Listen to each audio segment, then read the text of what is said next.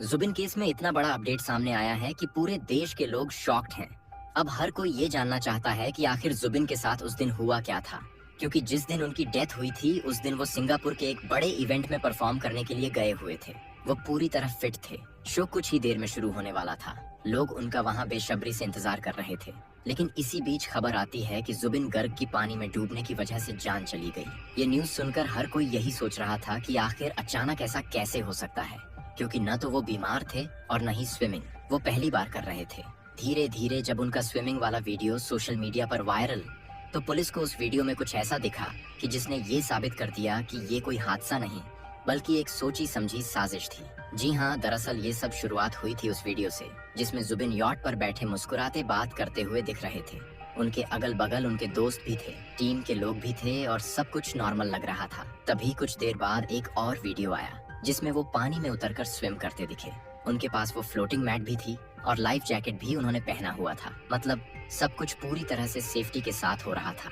लेकिन तभी अचानक ऐसा कुछ हुआ कि वो फिर नजर ही नहीं आए। अब यही से लोगों के मन में ढेर सारे सवाल उठ रहे हैं। इसी बीच उनकी वाइफ ने भी साफ कहा कि हमें किसी पर भरोसा नहीं है, हमें पूरा शक है किसी ने जानबूझकर उनकी जान ली है और सबकी जांच बारीकी से होनी चाहिए, क्योंकि इतने बड़े इवेंट में अगर किसी स्टार को बुलाया गया है तो उसकी सिक्योरिटी टीम की जिम्मेदारी बनती है कि हर वक्त उसकी सेफ्टी देखी जाए। पर यहाँ तो पूरा मामला उल्टा हो गया।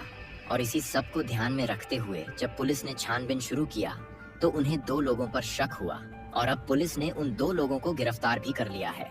इसमें से एक का नाम है श्याम कानू, जो उस ऑर्गेनाइजिंग कमेटी से जुड़ा है जिसने ये पूरा इवेंट करवाया था। और हैरानी की बात ये है कि श्याम कानू कोई साधारण इंसान नहीं है, बल्कि वह पूर्व डीजीपी भास्कर ज्योति महंत के छोटे भाई हैं और इस समय असम राज्य सूचना आयोग के मुख्य सूचना आयुक्त हैं। यानी उनके पास खुद एक बड़ा रसूख है और यही वजह है कि लोग कह रहे हैं कि इस केस में बहुत गहरी साजिश है। दूसरा नाम है सिद्धार्थ शर्मा का, जो इवेंट मैनेजर है, उस पर भी पुलिस ने हाथ डाला है और बताया जा रहा है कि इन दोनों पर जो केस बना है वो जुबिन वाले केस से अलग है। यानी इन पर मनी लॉन्ड्रिंग और ऑर्गेनाइज्ड फाइनेंशियल क्राइम का शक है। श्याम कानू के घर से ढेर सारे डॉक्यूमेंट्स मिले, कई कंपनी के फर्जी कागज, कई पैन कार्ड और सरकारी दफ्तरों से जुड़े 30 से ज्यादा स्टैंप सील बरामद हुई हैं। साथ ही बेनामी संपत्ति से जुड़े सबूत भी निकले हैं। लेकिन अब सवाल ये उठता है कि जब ये सब चीजें सामने आ रही हैं, तो क्या जुबिन वाले केस से इनका कोई कनेक्शन है या नहीं? क्योंकि लोगों का मानना है कि इतनी बड़ी हस्ती वहाँ मौजूद थी और इतनी बड़ी कमेटी का आयोजन था, फिर कैसे अचानक इतनी अनहोनी हो गई? जुबिन की उम्र सिर्फ 52 साल थी और वो पूरी तरह एक्टिव थे। स्टेज परफॉर्मेंस से लेकर रिकॉर्डिंग तक हर जगह फिट दिखते थे। ऐसे इंसान के साथ अचानक ऐसा हो जाना किसी को हजम नहीं हो रहा है, और खासकर तब जब आसपास स्कूबा डाइविंग टीम मौजूद थी। यॉट पर बाकी लोग भी मौजूद थे, लेकिन फिर भी कोई मदद के लिए सही वक्त पर सामने नहीं आया। उनकी वाइफ का कहना है कि हमें ऑर्गेनाइजर पर, मैनेजर पर और पूरे स्टाफ पर शक है। हमें चाहिए कि हर किसी से पूछताछ हो, क्योंकि जुबिन के डूबने की जो रिपोर्ट आई है वो पब्लिक नहीं की गई। गुवाहाटी मेडिकल कॉलेज में दूसरा पोस्टमार्टम हुआ था 23 तारीख को, लेकिन आज इतने दिन गुजर जाने के बाद भी रिपोर्ट सामने नहीं आई। और ये भी एक बड़ा सवाल है कि आखिर पोस्टमार्टम रिपोर्ट रोकी कोई जा रही है, क्योंकि जब तक रिपोर्ट में कुछ ऐसा नहीं मिल जाता जिससे ये साबित हो कि ये कोई एक्सीडेंट नहीं बल्कि किसी प्लानिंग का हिस्सा था, तब किसी भी बड़े बड़े नामों की गिरफ्तारी नहीं होगी। आपको बता दूं, जब बस शक के आधार पर पुलिस ने श्याम कानू के घर पर रेड की तो वहां से ऐसे बंडल मिले जिनमें करोड़ों की डील के कागज थे। और यही कारण है कि रेड कॉर्नर नोटिस भी जारी किया गया था। इन दोनों को पकड़ने के लिए सिद्धार्थ शर्मा तो लंबे वक्त से फरार चल रहा था, लेकिन उसे गुड़गांव के फ्लैट से अरेस्ट कर लिया गया। वहीं श्याम कानू जैसे ही इंडिया आए, उन्हें एयरपोर्ट से ही पकड़ लिया गया। अब सोचने वाली बात है कि इतने बड़े रसूख वाले लोगों का नाम इसमें क्यों आ रहा है? क्या वाकई सिर्फ पैसे की गड़बड़ियों की वजह से, या फिर इसके पीछे और भी बड़ा राज छिपा है? लोगों को सबसे ज्यादा शक इस बात पर है कि जुबिन के डूबने का कोई वीडियो सामने क्यों नहीं आया, जबकि स्विमिंग का वीडियो है लाइफ जैकेट पहने हुए, वीडियो है यॉट पर बैठे हुए वीडियो है, लेकिन जब वो डूबे उस वक्त का कोई फुटेज नहीं है। आज के जमाने में जब हर छोटी बात रिकॉर्ड होती है, वहाँ इतने सारे लोग थे, कैमरे थे, लेकिन उस पल का फुटेज नहीं मिला। क्या ये महज इत्तेफाक है या किसी ने जानबूझकर उसे छुपा लिया? दूसरी तरफ कुछ लोग ये भी कह रहे हैं कि सिंगापुर जैसी जगह पर ऐसा होना मुश्किल है, क्योंकि वहाँ सिक्योरिटी बहुत टाइट रहती है। लेकिन वहीं कुछ लोग कह रहे हैं कि वहाँ भी बहुत करप्शन है। बहुत सारे अवैध काम, मनी लॉन्ड्रिंग और गोल्ड के धंधे के लिए लोग सिंगापुर और मलेशिया का इस्तेमाल करते हैं, तो ये मान लेना कि वहाँ सब पारदर्शी है, ये भी गलत होगा। जब ये खबर आई थी कि जुबिन अब नहीं रहे, तो पूरे नॉर्थ ईस्ट में मातम छा गया था। लोग विश्वास ही नहीं कर पा रहे थे और हर कोई ये कह रहा था कि ऐसा कैसे हो सकता है। जुबिन जैसे बड़े कलाकार जिन्होंने हजारों गाने गाए, करीब 38,000 से ज्यादा गानों की रिकॉर्डिंग उन्होंने की थी और सिर्फ असम ही नहीं पूरे देश में उनका नाम था।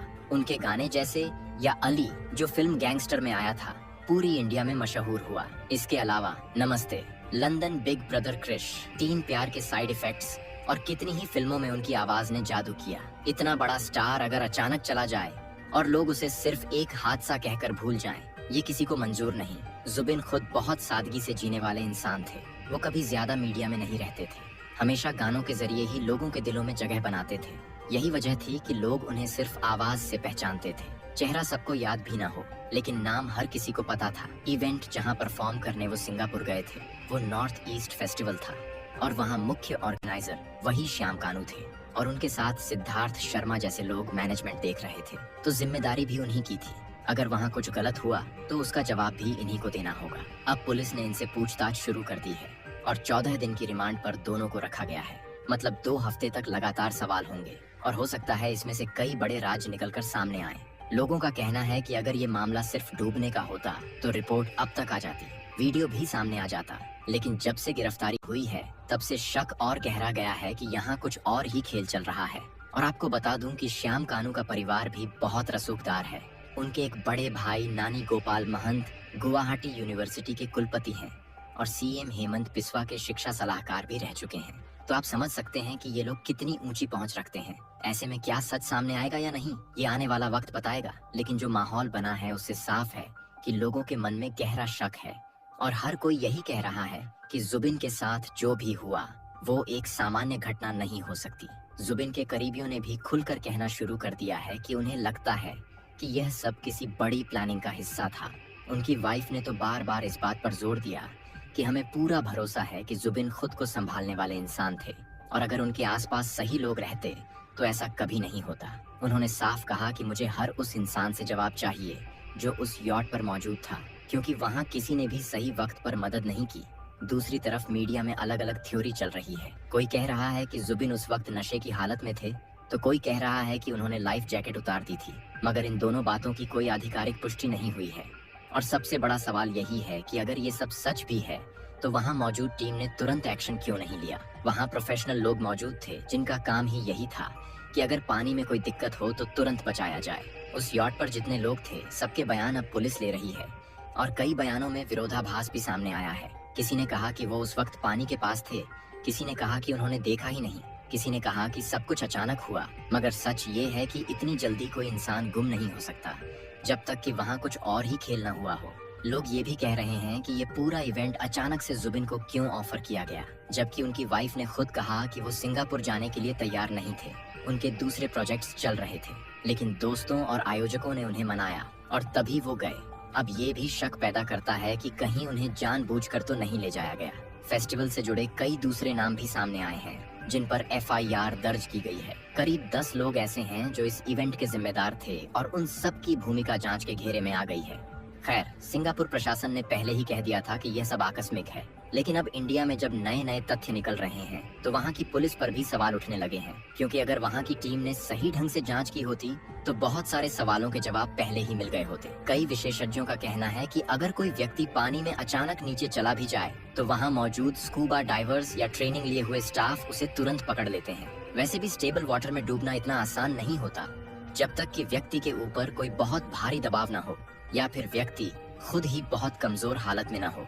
और यही बात इस केस को संदिग्ध बना रही है। सिद्धार्थ शर्मा जो कि जुबिन गर्ग के मैनेजर हैं, उनके बारे में भी बहुत बातें निकल कर आई हैं। कहा जा रहा है कि उन्होंने पहले भी कई शो किए हैं जिनमें पैसों को लेकर गड़बड़ियां सामने आई थी, मगर कभी उन पर इतना बड़ा केस नहीं बना था। इस बार मामला सीधे जुबिन जैसे स्टार से जुड़ा है, इसलिए सबकी निगाहें इस पर टिक गई हैं। अब इस केस में अगला मोड़ तब आएगा जब मेडिकल रिपोर्ट पब्लिक होगी, क्योंकि उसी से साफ होगा कि उस वक्त जुबिन के शरीर में क्या था।